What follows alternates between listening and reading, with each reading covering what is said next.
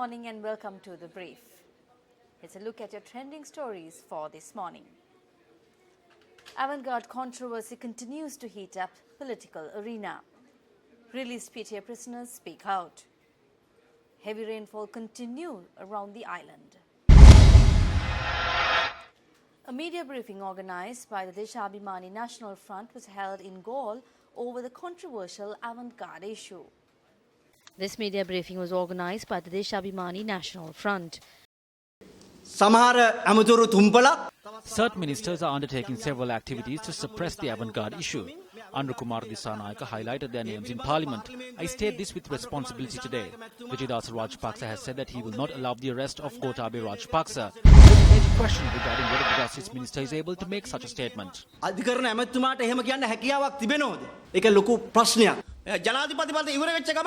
As soon as the presidential election concluded, the UNP leader in this district put his arm around the avant-garde chairman's shoulder and took him to meet the president. I do not need to say that he helped the person whom he was loyal to and connected to. Minister Dwajit Sinaratne too commented on the avant-garde issue. We dismantled the government and formed a government. We did not form this government to carry on with those who climbed onto the shoulders of the last government. We did not do this to get those who helped the last government and those who pumped petrol for the last government to pump petrol for us as well. Certain people are speaking without shame today. Certain people took the boss of avant-garde to meet the president the day after the election to show that avant-garde supported the president's victory. The avant-garde boss spent tens of millions on Mahinda Rajapaksa in order to defeat us. Minister Ravi Karunanayake said earlier that it was this person that shot at the UNPers decorating Central Colombo for our final rally. Now UNP ministers are speaking for people who shot at UNP supporters. Two of the political prisoners who were released several days ago convened a media briefing in Jaffna. Tamil parliamentarians censored what we said when speaking to the media. For 67 years, these governments have deceived us. When it comes to securing the release of political prisoners, the TNA must be proactive and must not limit itself to simply issuing media statements. Our comrades are on hunger strike and they do not take water or medicine. They are in a battle between life and death. If any of them die, the TNA should be held directly responsible. 4 of the political prisoners who are engaged in a now 8-day-long hunger strike were admitted to the Valikada prison hospital today. Speaking to News First, the Commissioner General of Prisons, Rohana Pushpakumara, said their condition is not critical. Weather forecasts have suggested that the prevailing inclement weather conditions will continue to develop in the next few days.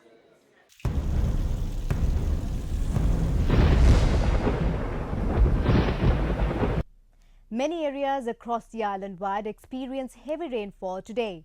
The highest rainfall was recorded in Jaffna during the last 24 hours. Spill gates of 22 of the main reservoirs in the country have been opened.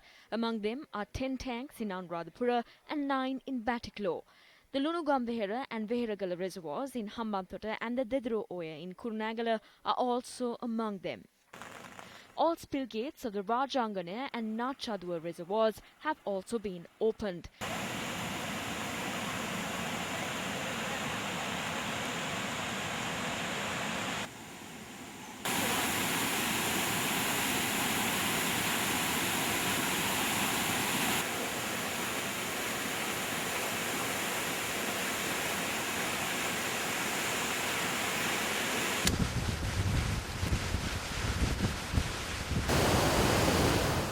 While the Noora River has overflowed due to the heavy rainfall, byroads at the sacred city are also inundated due to the Malwatu Oya breaking its banks.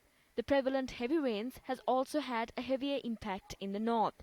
Mannar had recorded a rainfall of 115 millimeters as of 12 this noon.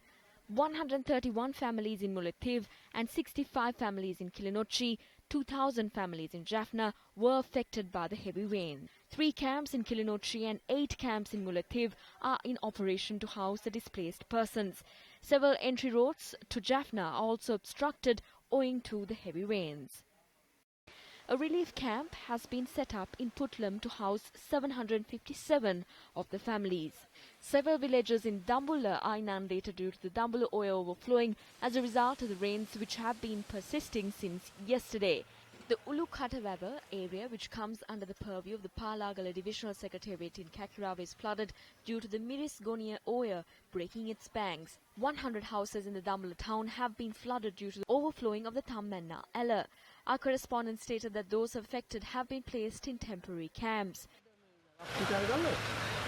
Sigiriya is also facing the risk of floods. The Puakpitia town in Galevala was inundated due to the overflow of the Galapaulu River. According to our correspondent, vehicular movement along the Colombo and Radhapura, Colombo Pulanarua and Colombo Trincomalee roads were hampered.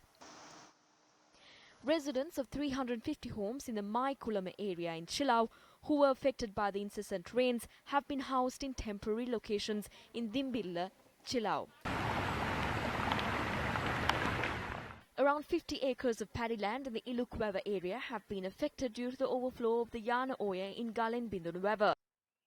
Meanwhile, the Galenbindunweva-Dutuweva road was inundated due to the overflow of the Getalava River. Our correspondent stated that the 22-mile post area had been affected due to the overflow of the Hingur River in Galenbindunweva. Meanwhile, the water levels of the Huruluweva reservoir in Galenbindunweva is increasing rapidly. 5,942 families in the Kuchaveli and Nagaraha Kadava areas in the Trincomalee district have been affected due to the floods. Meanwhile, the Department of Meteorology says that the sea areas around the island will be very rough at times as the winds can be strengthened up to 70 to 80 kilometers per hour. That's a wrap of the brief for today. For the News First team, I'm Arundhati Mudannaika, reminding you to stay briefed.